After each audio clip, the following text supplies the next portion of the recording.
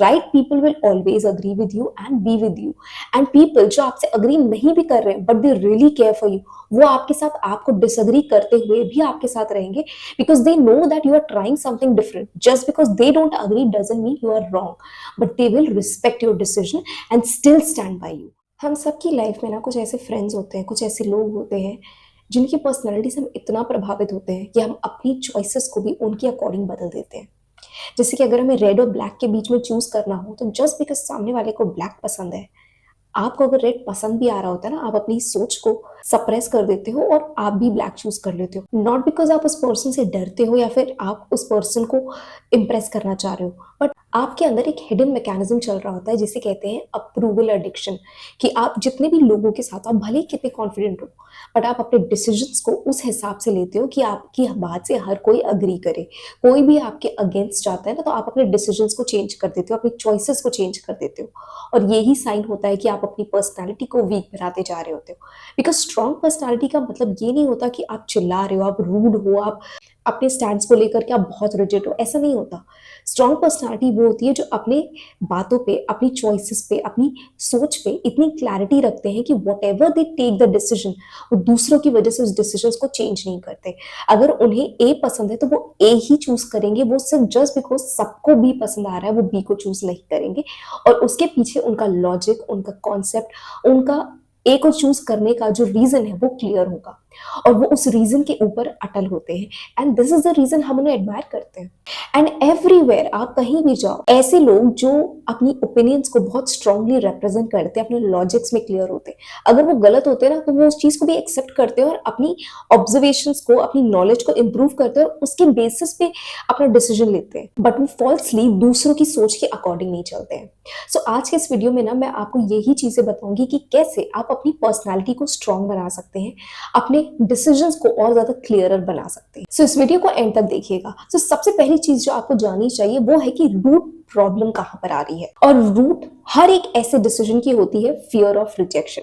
आप हर बार जो डिसीजन लेना चाहते हैं वो इन्फ्लुएंस हो जाता है बाकी लोगों से, कि घर वाले क्या कहेंगे, फ्रेंड्स क्या कहेंगे, आपके कॉलेज वाले क्या कहेंगे, आपकी सोसाइटी वाले क्या कहेंगे. हर बार चीजें इतनी ज्यादा इन्फ्लुएंस्ड हो जाती है कि आप जो डिसीजन लेना चाहते हो वो आप इस बिहाफ पे लेते हो कि हर एक के अप्रूवल्स को आप सीख कर रहे होते हो. और ये इसलिए होता है बिकॉज यू फियर कि अगर मैंने अपनी मन की बात बोली या फिर जो मैं चाह रहा हूँ वो मैंने बोला, तो लोग मुझे एक्सेप्ट नहीं करेंगे. So you have that fear of rejection कि अगर मैंने सबके अकॉर्डिंग इस काम को नहीं किया तो फिर वो लोग मुझे एक्सेप्ट नहीं करेंगे. और ये फियर आपको आपकी वॉइस को सुनने से मना कर देता है और आप अपनी ही थॉट्स के ऊपर स्टैंड नहीं ले पाते हो. और ये लाइफ की सिंपल सिंपल चीजों में अप्लाई होता है. मैं किसी बड़ी चीज की बात नहीं कर रही. जैसे कि फॉर एग्जाम्पल आपका ग्रुप मान लीजिए 5 से 6 लोगों का है, एंड एवरीबडी डिसाइड्स कि यार चलो क्लब चलते हैं, वीकेंड का टाइम है, let's enjoy ourselves. And you don't want to go for clubbing but rather you want कि यार चलो मूवीज देखने चलते हैं या मॉल चलते हैं. So instead of voicing your opinion कि यार तुम्हें क्लबिंग नहीं जानी है, बट जस्ट बिकॉज तुम्हारे ग्रुप के बाकी मेंबर्स सब एक्साइटेड हैं क्लब जाने के लिए, तुम उनको एक्सेप्ट कर लेते हो, तुम उस थॉट को एक्सेप्ट कर लेते हो और तुम्हारा मन ना होते हुए भी तुम उस प्लान का पार्ट बन जाते हो, अपने ही आपको डिनाइल में रखते हुए कि यार I am also happy going to club. But the fact is कि आप खुश नहीं हो. आपको ये बात समझनी होगी कि अगर आपका मन, आपकी वॉइस अंदर से किसी चीज के लिए नो बोल रही है, तो वो नो का मतलब नो ही रहना चाहिए. आपको उस चीज को बार बार पलटना नहीं चाहिए. बिकॉज जितनी बार अपने ही थॉट्स पे, अपनी ही वैल्यूज को कॉम्प्रोमाइज करते रहोगे छोटी छोटी चीजों के लिए भी, तो आपकी जो पर्सनैलिटी है वो वीक होती चली जाएगी. आपके जो लीडर्स होते हैं, चाहे आप अपने स्कूल्स में देख लो, कॉलेज में देख लो, कहीं पे भी जहां पर आप लीडरशिप को देखते हो, यू विल नोटिस कि यार लीडर्स कभी भी दूसरों को प्लीज करने के लिए डिसीजंस नहीं लेते. वो डिसीजंस लेते हैं ताकि वो उस काम को करवा सके जो उन्हें करवाना है. और इसके लिए वो दूसरों को प्लीज करने के बारे में नहीं सोच रहे होते. दे डू द वर्क जो जैसे होना होता है.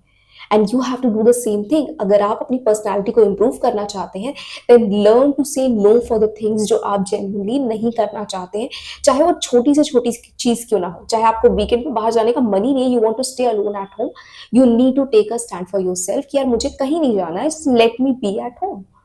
ये भी आपका एक ओपिनियन है, ये भी आपका अपने लिए स्टैंड है। मे बी आप अपने लिए कुछ करना चाहते हैं, बट जब आप दूसरों को प्लीज करने जाते हो तो आप अपनी ही वैल्यू को रिड्यूस कर देते हो, बिकॉज आप अपनी आपकी वैल्यू से ज्यादा सामने वाले की करते हो, और ये आपकी पर्सनैलिटी को कहीं ना कहीं ड्रेन कर देता है, वो डेवलप ही नहीं होने देता आपकी पर्सनैलिटी को। सेकेंड थिंग इज कि आपकी पर्सनैलिटी का स्ट्रांग होने का मतलब ये नहीं होता कि आपकी वॉइस लाउड होनी चाहिए या फिर आपके बिहेवियर में एटीट्यूड होना चाहिए या ईगो होना चाहिए।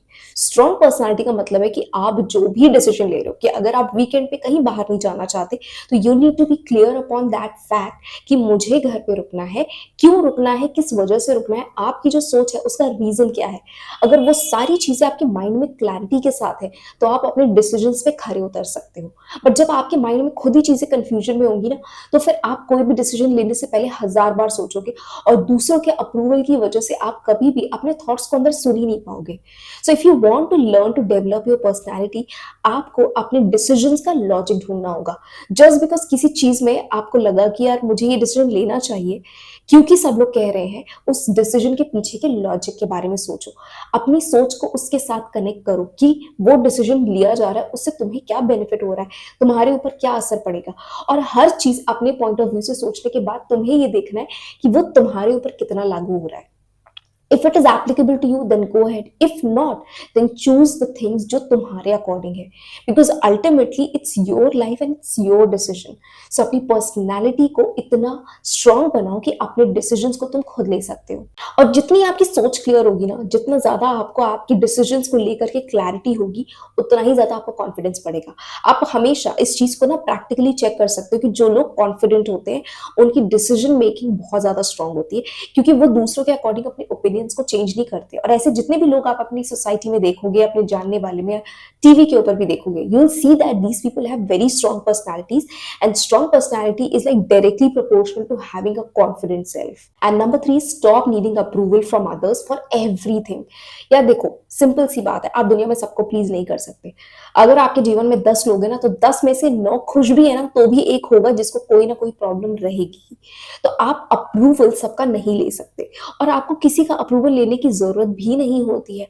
अगर कोई भी चीज आप अपनी लाइफ में कर रहे हो, if it is right, if it is legal, if it is something जो आपकी ग्रोथ और प्रोग्रेस के लिए इफेक्टिव है, तो ट्रस्ट मी, आपके जो अपने लोग हैं, आपकी जो फैमिली है, फ्रेंड्स हैं, आपके कॉलीग्स हैं, जो जेन्युइनली आपके लिए अच्छा चाहते हैं ना, वो आपके ओपिनियंस को वैल्यू करेंगे, आपके डिसीजंस को अग्री करेंगे, और साथ में आपको मोटिवेट भी करेंगे।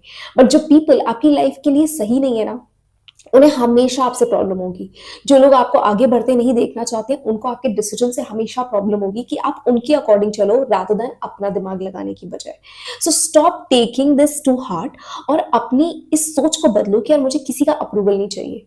अगर मैं कुछ अपने लिए कर रही हूँ, या if I am taking a decision for my self, उसके लिए मुझे इतनी क्लैरिटी होनी चाहिए कि वो डिसीजन मैं क्यों ले रही हूँ, और फिर उस डिसीजन पे स्टिक हो जाऊं, बिना इस बात को सोचे कि कोई उस चीज को मान रहा है या नहीं।